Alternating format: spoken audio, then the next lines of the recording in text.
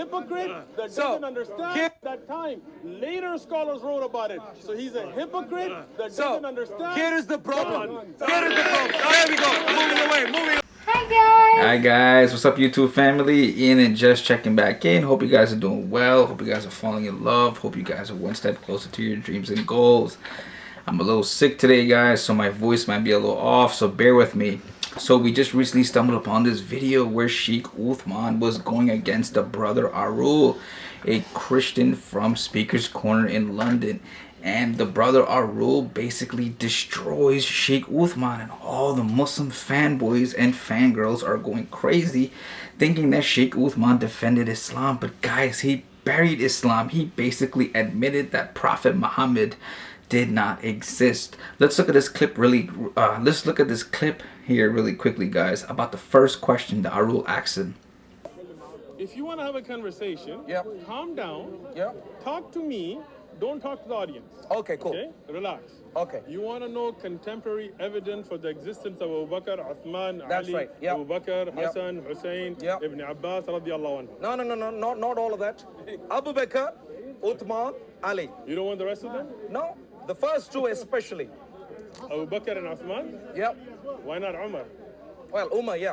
Umar, Uthman, yeah. You don't even know the order of the Khulafa? No, don't worry. Please give contemporary archaeological evidence for them.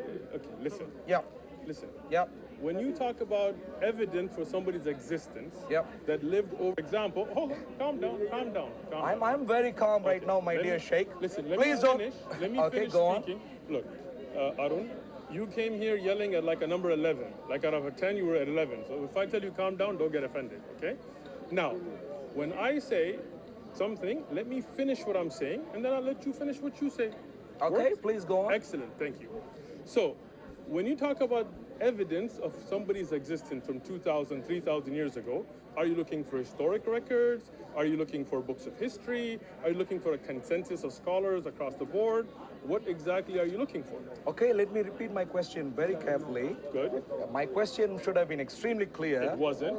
Well, unfortunately, it wasn't to you for some strange reason. Let me repeat to you. I'm just not smart enough. You happy? Don't worry, Uthman. Please, let me repeat this. Go ahead.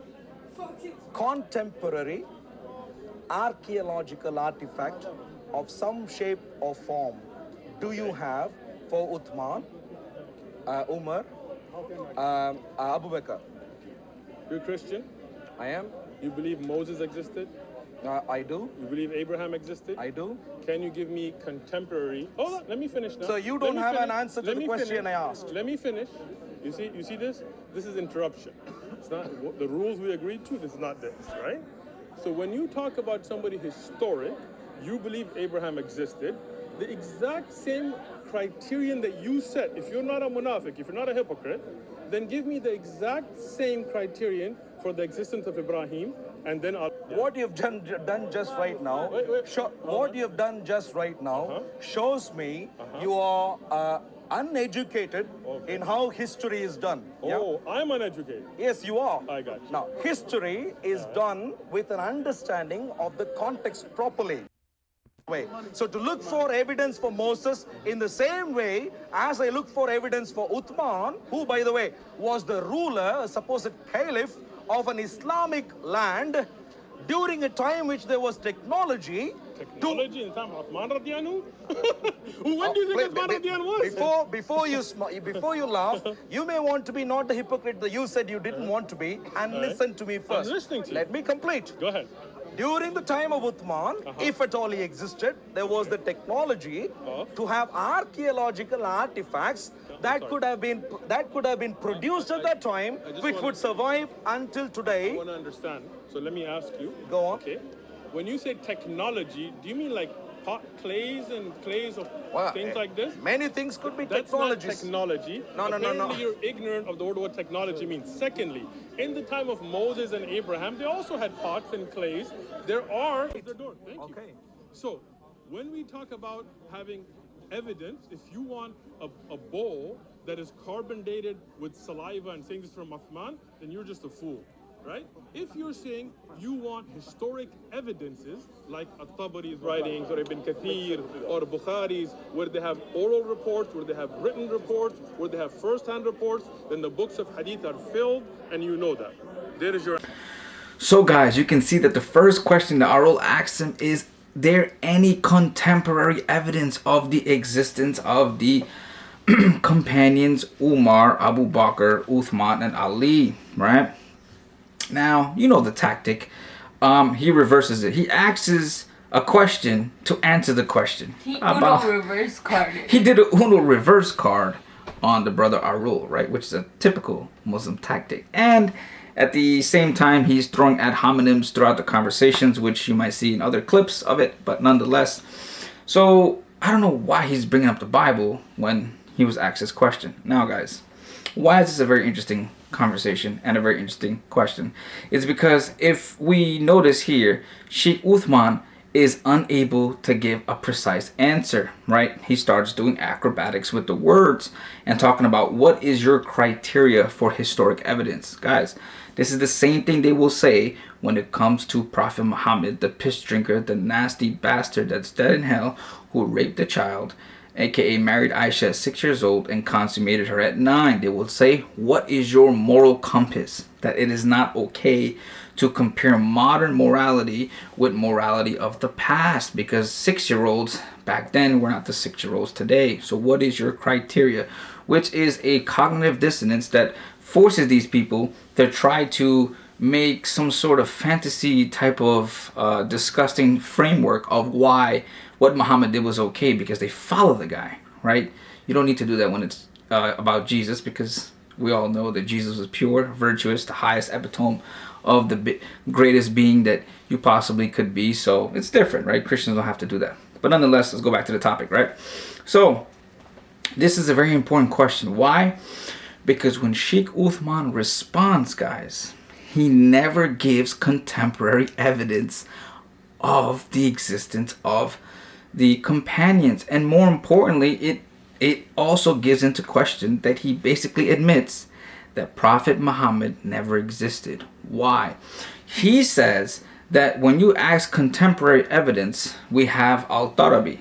Now, Al-Tarabi is the guy that basically creates the tafsirs, right? Which is the commentaries about Quranic texts, because the Quran is such a vague, stupid, silly book, right? So this is why they need a whole organization of tafsirs, hadiths.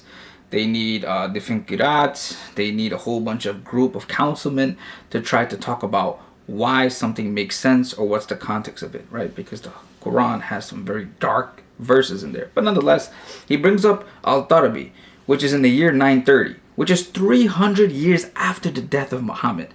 Then he brings up Ibn Kathir, right? Then he brings up some other guy, which is at least, what, 600, 700 years after Muhammad. Guys, how is this contemporary evidence?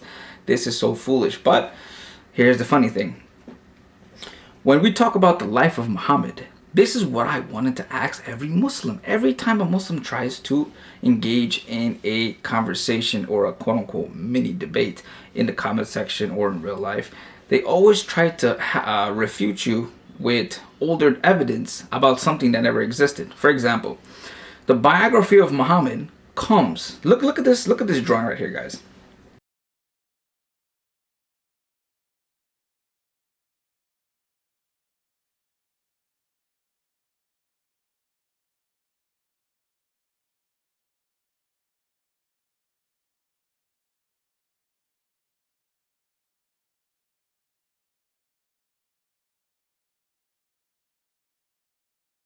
To put into context of the historic timeline, right?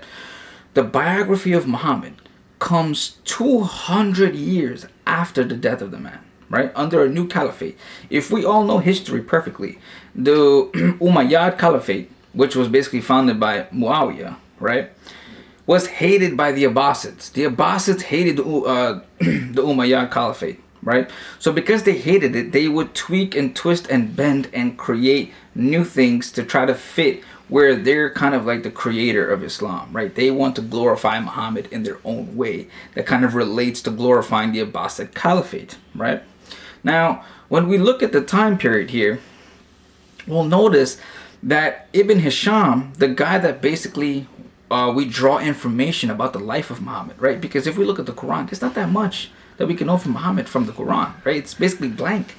So when people argue about things of the Prophet's life, and we look at the document by Ibn Hisham, it comes out in the year 830, 200 years later. Now, the interesting thing is, he admits to omitting things, right? Because he found it disgraceful to Islam, and that he didn't like certain things that Ibn Hisham, the guy who wrote it initially, what he said. So he kind of like chopped it up, put what he liked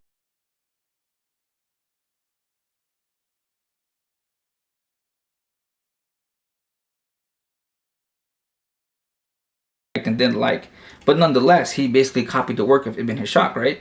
So the biography of Muhammad is contaminated and not to be trusted, right?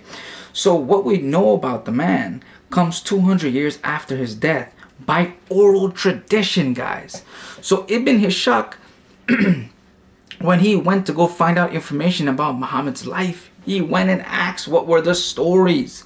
Everything was oral. The oral tradition about Islam is a joke and the most flawed logic, and it is the biggest hole of Islam, because he went around asking, hey, what did the Prophet do? Hey, and he went to quote unquote reliable sources. And guys, this is the guy Ibn Hisham copied from and edited his work. So if somebody's going to tell you Ibn Ishaq is not to be trusted too much, nonetheless, the work that you follow, the book that you follow that tells us the life about this aka prophet, comes 200 years later and is edited and copied from that guy, nonetheless. Now, the hadiths, guys, that teach us about the prophet's sayings and his lifestyle and things that are quote unquote Islamic and what Allah tells you to do, comes 240 years later. If you'll notice here in the clip, Uthman basically says here that the proof of the Prophet's existence and basically the existence of the companions come from the hadiths. And he says that the hadiths trace back to the time of Muhammad. Now guys, check this out logically. Why this is so stupid. There's no historical documents, contemporary documents from the time period of the year 609 to 632, even 652, right? Let's even go 665. 609 to 665.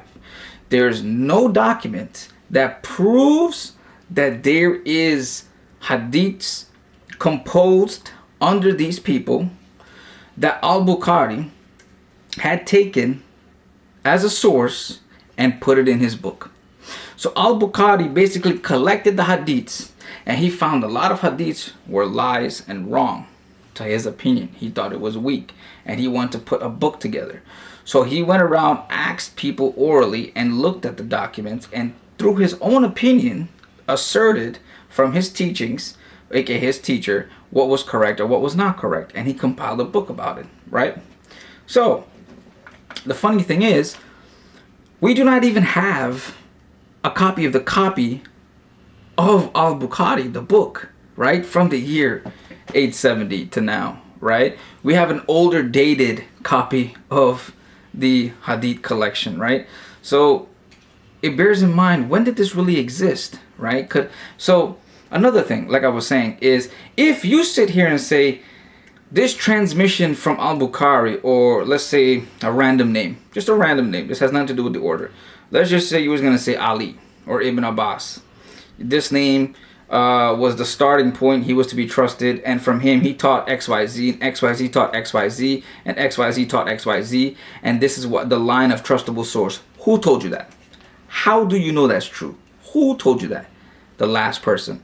So if the last person told you that the line of transmission came from this, but there's no documents to prove the line of transmission was true, but only my word and my verification, it means I made it all up.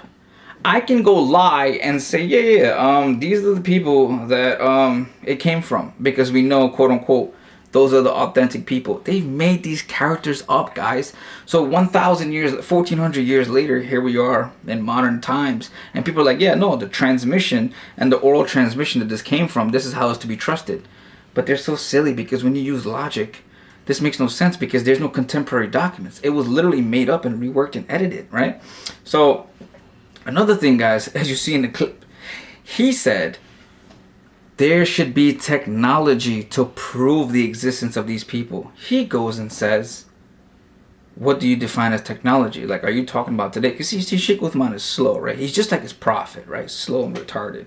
He believes that when he says technology, that technology means iPhone or the internet or cars or the modern times. Guys, all technology is us using the natural world, using the scientific knowledge that we attain and reasoning to draw knowledge from the natural world to improve the quality of human life, right? This technology can come in different forms: maps, medicine, farming tools, etc., etc., guys. So when he says that there should be a technological proof of it, we know that the golden age of Islam started under the Abbasid Empire in the year 750 and lasted 500 years. And during the golden age of Islam, many technological advancements would occur: medicine, farming, irrigation, mapping, etc., etc., guys. Astronomy, mathematics, right? There were many polymaths, right, that would be able to do so many things, so many famous names. And for him to say, what do you define as technology? He's just silly, guys. He's just trying to run. Because what are you saying, dude? The golden age of Islam started literally 100 years after the time of Uthman and Prophet Muhammad, right? So within a 100-year period, there was nothing, no archaeological evidence. But the reality of it is, guys, these are created characters, right? And it's a lie. It's a lie. So that's why he's unable to answer the question. He has basically proved that Prophet Muhammad basically never existed and the companions never existed. In our humble opinion, based off of the works of scholars, me and my wife discussed it, and we have an opinion, which is basically that the Muhammad that we read about now is not the real Muhammad. This is just an echo of the real man, right? The real Muhammad was a very, very bad, terrible man. He was worse than the Muhammad we see now. So the Muhammad that we get in the stories is just an echo of a far more dangerous, nasty warlord. The things that he have done to women, men, children, villages, caravans, it was outrageous, and we will never know to the level of extent that this sinner, this Satan, this plague to humanity have committed during the time that he existed, because they watered it down, they diluted it to make it seem like certain things wasn't as bad as it was. And think about the things that we read about the man, how terrible he was. He hated black people, had black slaves, sold black slaves, had sex slaves, had 11 wives, married a 6-year-old, consummated at a 9, chopped so many heads off, killed people because they disagreed with him, told him he was a poet, that he was copying things, looted and robbed and stole everything. And every time he looted and robbed something, he stole somebody's wife. And we had this conversation with a Muslim guy, and he was telling us that the reason the Prophet married these people was because he wanted to protect them. Protect them from who? Himself? I don't know. These people are silly. But nonetheless, the real Muhammad was a very dangerous man, and we could only imagine the things that he did. Imagine the torture he made people go through. But that's all washed away from history, guys. And you can see here, he's never once answered the question, guys. You've seen the other clip here. He's literally running to the Bible and talking about the Bible and this and this and that. And nonetheless, guys, I need to point something out really quickly here. Why do Muslims keep running to the manuscripts? The Bible and the words of Jesus are preserved through the church fathers. It's not through the manuscripts, it's through the church fathers. One of the church fathers we're choosing as our teacher to basically learn about Christianity at the level we're trying to learn it at, right? And there's this silly notion that the Trinity was created during the Nicene Creed. And I was like, wow, the Trinity was created during the Nicene Creed, yet the Bible affirms the Trinity. And if we pay attention to a church father, at least 200 years before the Nicene Creed, they spoke about the Trinity.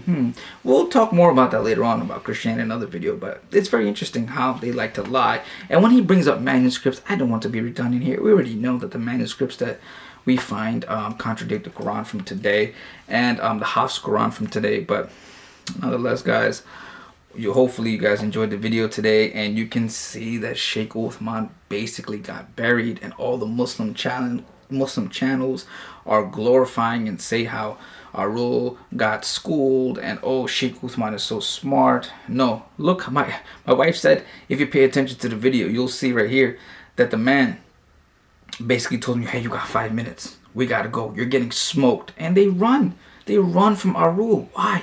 Because they are pushing too much and they're dissecting Islam. He's dissecting Islam to a level he didn't think someone else was gonna do. That's why Shaykh Uthman grows his channel off of preying on uneducated people or people who don't really study something at a certain level, right? They just have faith in God. They just have faith in Jesus, which is fine. There's nothing more that you need, right? It's a relationship between you and the Lord, right? But when it comes to polemics and apologetics, he likes to pick on these people to make himself look superior. But when he's in front of people who are very knowledgeable, he runs. This dude literally runs, right? It's a joke. You know, yeah, but guys, hope you guys enjoyed today's video. Bye, guys. Till next time, guys. Bye, guys.